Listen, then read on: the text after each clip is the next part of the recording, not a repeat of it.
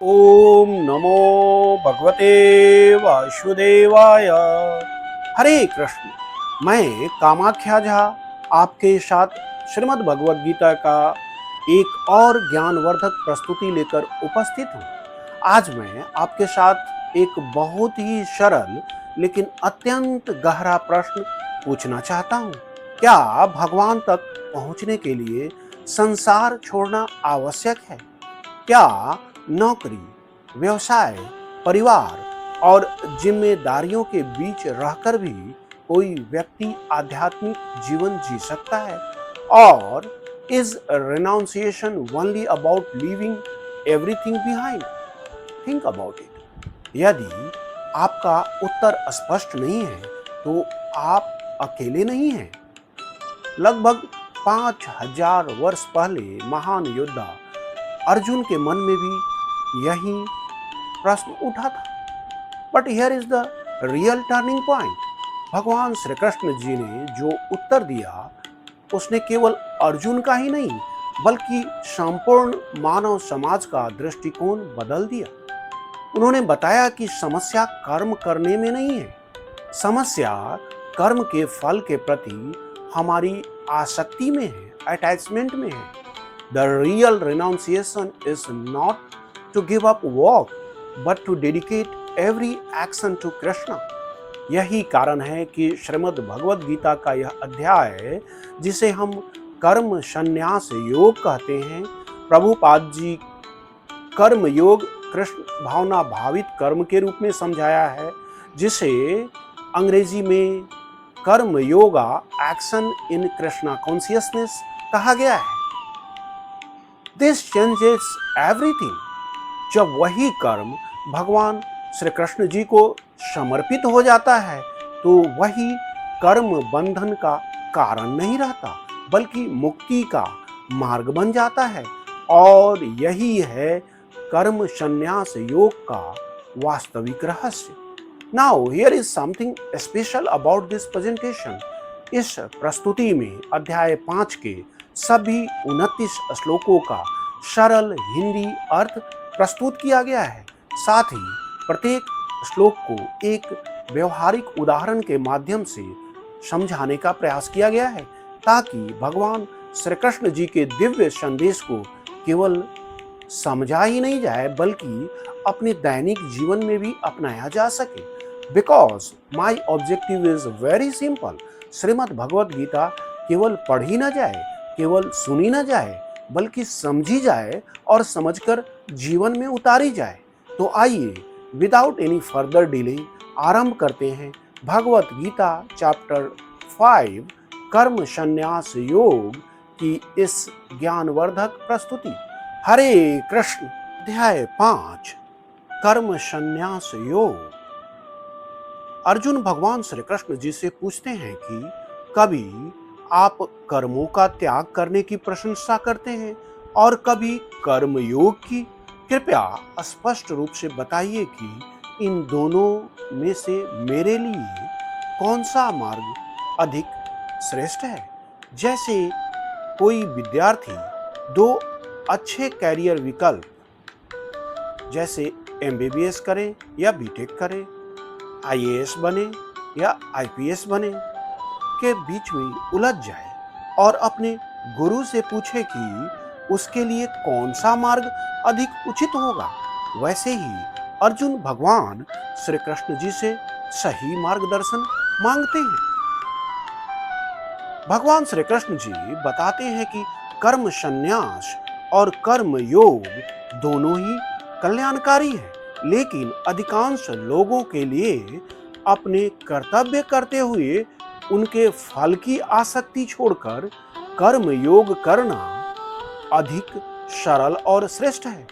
जैसे कोई व्यक्ति घर परिवार की जिम्मेदारियां निभाते हुए भी ईमानदारी और निष्ठा से जीवन जी सकता है, वैसे ही कर्म योग संसार में रहकर भी आध्यात्मिक उन्नति का मार्ग है। वास्तविक सन्यासी वह है जो किसी से द्वेष नहीं करता और किसी वस्तु की लालसा नहीं रखता, केवल बाहरी रूप बदल लेने से कोई सन्यासी नहीं बन जाता। जैसे किसी व्यक्ति का पहनावा साधारण हो, लेकिन उसके मन में क्रोध और ईर्ष्या भरी हो, तो उसका बाहरी रूप कोई विशेष महत्व नहीं रखता। अल्प ज्ञान वाले लोग कर्म योग और संन्यास को अलग अलग समझते हैं। वास्तव में दोनों का उद्देश्य भगवान की प्राप्ति ही है। जैसे अलग अलग रास्तों से चलकर एक ही शहर पहुंचा जा सकता है, वैसे ही दोनों मार्गों का अंतिम लक्ष्य भगवान की प्राप्ति ही है। जिस लक्ष्य को संन्यास से प्राप्त किया जा सकता है, उसी लक्ष्य को कर्म योग से भी प्राप्त किया जा सकता है। जो इस सत्य को समझ लेता है, वही वास्तविक ज्ञानी है। जैसे सीढ़ियों से या लिफ्ट से ऊपर पहुंचने का लक्ष्य एक ही होता है, वैसे ही कर्म योग और संन्यास दोनों का लक्ष्य भगवान की प्राप्ति है। मन को शुद्ध किए बिना केवल कर्मों का त्याग करना कठिन है। इसलिए भगवान श्री कृष्ण जी बताते हैं कि कर्म योग का मार्ग अधिकांश लोगों के लिए अधिक व्यवहारिक और सरल है। जैसे बिना अभ्यास के सीधे कठिन प्रतियोगिता का जीतना मुश्किल होता है, वैसे ही मन को तैयार किए बिना संन्यास का पालन कठिन होता है। जो व्यक्ति अपने मन और इंद्रियों को नियंत्रित करके भगवान की प्रसन्नता के लिए अपने कर्तव्य करता है, वह कर्म करते हुए भी कर्म बंधन से मुक्त रहता है। जैसे कमल का फूल पानी में रहकर भी पानी से प्रभावित नहीं होता, वैसे ही भगवान को समर्पित भाव से कर्म करने वाला व्यक्ति संसार में रहकर भी बंधन से बचा रहता है। ज्ञानी व्यक्ति समझता है कि इंद्रियां अपने आप कार्य कर रही है। वह अहंकार नहीं करता कि सब कुछ मैं ही कर रहा हूं, बल्कि हर कार्य को भगवान की सेवा मानता है। जैसे कोई कुशल चालक जानता है कि वाहन के अलग अलग हिस्से अपना अपना काम कर रहे हैं, वैसे ही ज्ञानी व्यक्ति समझता है कि शरीर और इंद्रियां अपने स्वभाव के अनुसार कार्य करती हैं। जो व्यक्ति अपने सभी कर्म भगवान श्री कृष्ण जी को समर्पित करके करता है और फल की आसक्ति छोड़ देता है, वह पाप से प्रभावित नहीं होता। वह संसार में रहते हुए भी आध्यात्मिक रूप से शुद्ध रहता है। जैसे कमल का पत्ता पानी में रहकर भी पानी से नहीं भीगता, वैसे ही भगवान को समर्पित भाव से कर्म करने वाला व्यक्ति कर्मों के बंधन से अछूता रहता है। योगी अपने शरीर, मन, बुद्धि और इंद्रियों से अपने सभी कर्तव्यों का पालन करता है, लेकिन उन्हें भगवान श्री कृष्ण जी को समर्पित भाव से करता है। इससे उसका हृदय धीरे धीरे शुद्ध हो जाता है। जैसे कोई व्यक्ति बिना किसी स्वार्थ के समाज की सेवा करता है, वैसे ही भक्त भगवान की प्रसन्नता के लिए अपने सभी कार्य करता है। जो व्यक्ति अपने कर्मों का फल भगवान पर छोड़ देता है, उसे वास्तविक शांति मिलती है। लेकिन जो केवल फल की इच्छा से कर्म करता है, वह चिंता और अशांति में रहता है। जैसे एक विद्यार्थी पूरी लगन से पढ़ाई करता है और परिणाम की अत्यधिक चिंता नहीं करता, तो उसका मन अधिक शांत रहता है। जिसने अपने मन को वश में कर लिया है, वह समझता है कि आत्मा वास्तव में कोई कर्म नहीं करती। शरीर अपने स्वभाव के अनुसार कार्य करता है, जबकि आत्मा उसका साक्षी होता है। जैसे कोई व्यक्ति कार में बैठा यात्री होता है, कार चलती है लेकिन यात्री स्वयं इंजन का काम नहीं करता। उसी प्रकार आत्मा शरीर से भिन्न है। भगवान श्री कृष्ण जी किसी से पाप या पुण्य करवाते नहीं हैं। प्रत्येक व्यक्ति अपने स्वभाव, इच्छाओं और अपने कर्मों के अनुसार कार्य करता है और उसी का फल प्राप्त करता है। जैसे शिक्षक सभी विद्यार्थियों को समान शिक्षा देता है, लेकिन परीक्षा का परिणाम प्रत्येक विद्यार्थी की मेहनत पर निर्भर करता है। श्री भगवान किसी के पाप या पुण्य को स्वीकार नहीं करते। अज्ञान के कारण मनुष्य अपने वास्तविक स्वरूप को भूल जाता है और इसी कारण दुख का अनुभव करता है। जैसे धूल से ढका हुआ दर्पण सही चेहरा नहीं दिखा पाता, वैसे ही अज्ञान से ढका मन सत्य को नहीं पहचान पाता। जब भगवान के ज्ञान का प्रकाश हृदय में प्रकट होता है, तब अज्ञान का अंधकार दूर हो जाता है। तब मनुष्य अपने जीवन के वास्तविक उद्देश्य को समझने लगता है। जैसे सूरज निकलते ही अंधेरा अपने आप समाप्त हो जाता है, वैसे ही आध्यात्मिक ज्ञान से अज्ञान दूर हो जाता है। जो व्यक्ति अपनी बुद्धि, मन और श्रद्धा को भगवान श्री कृष्ण जी में स्थिर कर देता है, वह धीरे धीरे सभी पापों से मुक्त होकर भगवान की प्राप्ति की ओर बढ़ता है। जैसे कंपास की सुई हमेशा उत्तर दिशा की ओर रहती है, वैसे ही भक्त का मन हमेशा भगवान की ओर लगा रहता है। सच्चा ज्ञानी, विद्वान, ब्राह्मण, गाय, हाथी, कुत्ते और कुत्ता खाने वाले व्यक्ति सभी में एक समान आत्मा को देखता है।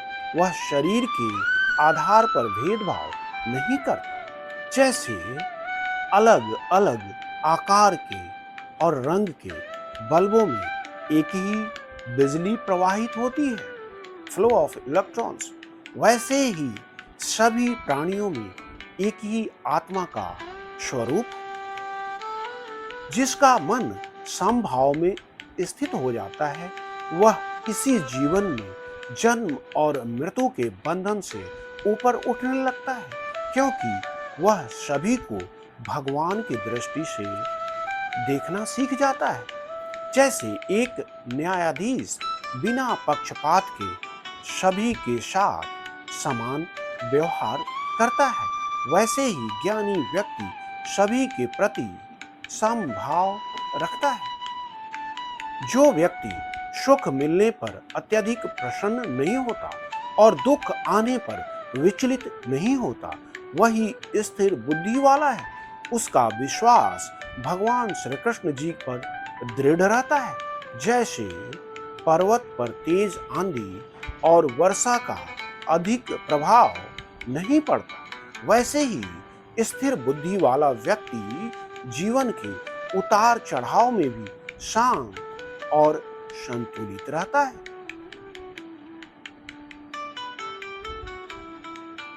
जो व्यक्ति बाहरी विषयों में सुख खोजने के बजाय भगवान के साथ अपने आध्यात्मिक संबंध में आनंद प्राप्त करता है, वही वास्तविक और अस्थायी सुख का अनुभव करता है।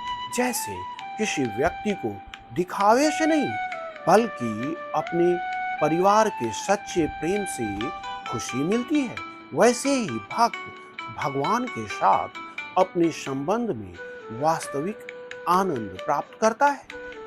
इंद्रियों से मिलने वाले सभी भौतिक सुख अस्थायी होते हैं, उनका आरंभ और अंत होता है। इसलिए बुद्धिमान व्यक्ति उनमें अस्थायी सुख नहीं खोजता।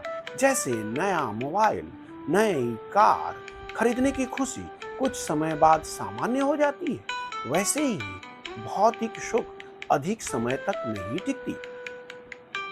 जो व्यक्ति शरीर छोड़ने से पहले ही अपनी इच्छाओं और क्रोध पर नियंत्रण करना सीख लेता है, वही वास्तव में सुखी है और योगी कहलाने योग्य है।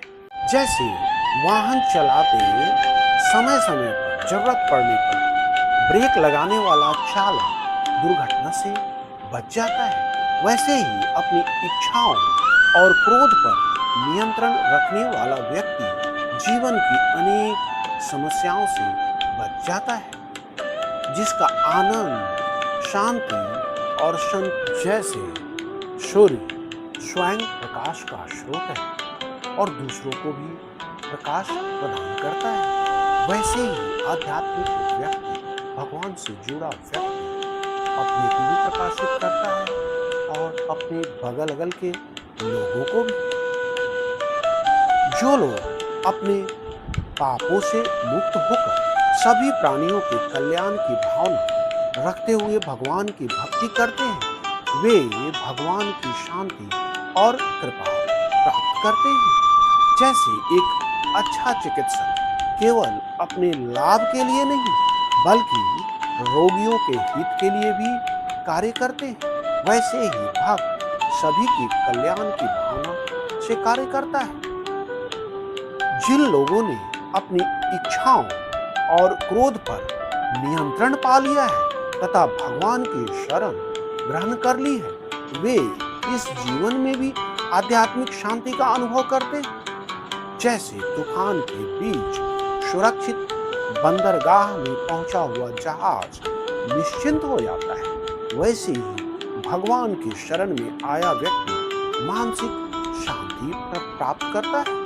जैसे तूफान के बीच सुरक्षित बंदरगाह में, पोर्ट में, हार्बर में पहुंचा हुआ जहाज निश्चिंत हो जाता है, वैसे ही भगवान की शरण में आया व्यक्ति मानसिक शांति प्राप्त करता है। भगवान श्री कृष्ण जी बताते हैं कि योगी अपनी इंद्रियों, मन और श्वास को नियंत्रित करके भगवान पर ध्यान केंद्रित करता है। उसका उद्देश्य केवल भगवान की प्राप्ति होती है, न कि भौतिक इच्छाओं की पूर्ति। जैसे एक तीरंदाज अपना पूरा ध्यान केवल लक्ष्य पर रखता है, वैसे ही योगी अपना मन भगवान पर स्थिर रखता है। भगवान श्री कृष्ण जी बताते हैं कि वे सभी यज्ञों और तपस्याओं के परम भोक्ता, समस्त लोकों के स्वामी तथा सभी जीवों के सच्चे हितैषी हैं। जो इस सत्य को समझ लेता है वह वास्तविक शांति प्राप्त करता है। जैसे एक छोटा बच्चा अपने पिता के साथ रहने पर स्वयं को सुरक्षित और निश्चिंत महसूस करता है, क्योंकि उसे विश्वास होता है कि उसके पिता उसका भला चाहते हैं। उसी प्रकार जब हम यह समझ लेते हैं कि भगवान श्री कृष्ण जी हमारे परम हितैषी हैं, तब हमारे मन में वास्तविक शांति और निडरता आ जाती है। इस प्रकार आज हमने श्रीमद् भगवद गीता के 5वें अध्याय कर्म संन्यास योग के सभी 29 श्लोकों का सरल हिंदी अर्थ तथा प्रत्येक श्लोक के व्यवहारिक उदाहरणों सहित अध्ययन किया। आशा है कि यह प्रस्तुति आपको अवश्य पसंद आई होगी और आपके आध्यात्मिक जीवन में उपयोगी सिद्ध होगी। ऐसे ही अमूल्य आध्यात्मिक ज्ञान की नियमित प्रस्तुतियां प्राप्त करने के लिए ज्ञान सेतु व्हाट्सएप चैनल से जुड़ सकते हैं तथा ज्ञान सेतु यूट्यूब चैनल को सब्सक्राइब भी कर सकते हैं। दोनों का लिंक डिस्क्रिप्शन बॉक्स में उपलब्ध है। पुनः मिलेंगे श्रीमद् भगवद गीता के अगले अध्याय की एक और ज्ञानवर्धक प्रस्तुति के साथ। हरे कृष्ण।